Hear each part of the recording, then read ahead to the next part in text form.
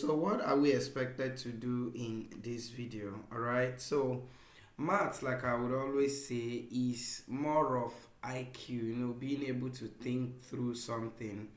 The answer to a particular question can, in fact, most of the time is always in the question if you look very well. So here we are told that x is equal to 1 plus 1 over 1 plus 1 over. Now these three dots here means that the sequence will continue, meaning that the next thing that would have been here is 1 over another 1 plus 1 over, just like that. It will keep repeating itself. All right, so what is the implication and what are you expected to do here? Very simple. So if you watch carefully, you will see that what you have in this denominator is exactly the same thing you have as your x.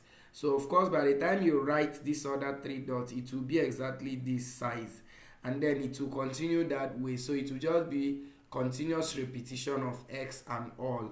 And so this is actually the same thing as saying 1 over x, because what I have below here is the same thing as what I was given as the x value. Alright, and that's just the thing you're expected to do.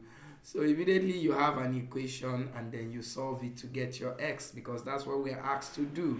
So to solve this, I try to clear this fraction, and to clear the fraction I will need to multiply through by x, and that will give me x squared equal to x and then plus 1. Okay, so taking every other thing to the left hand side, we'll have x squared minus x minus 1 equal to 0. Okay, so and that is going to give us here I will now have to solve by formula method, because if you look at it carefully you will see that factorization cannot do it. So let's try formula method. So by formula method we are given that x is equal to minus b plus or minus. So remember that this is a quadratic equation, and that's why we're bringing in the formula method.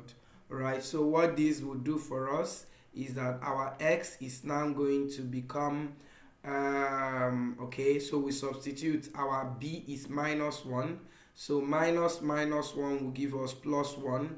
Then we have plus or minus square root of minus 1 squared will be 1, and then minus 4. Of course our a is 1, so we can ignore it. Multiply by c. Our c is negative 1. All right, and that is over 2 times 1, which is our a, and that will give us 2. So from here we are going to then have, okay, please let's close this bracket. So this is going to give us x is equal to 1 plus or minus the square root of course this times this will give us 4 plus 1, and that is 5.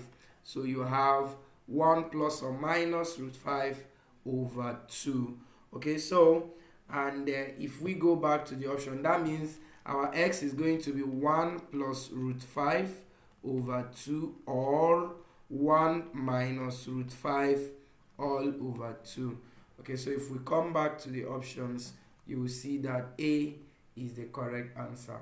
Subscribe to my channel. Bye.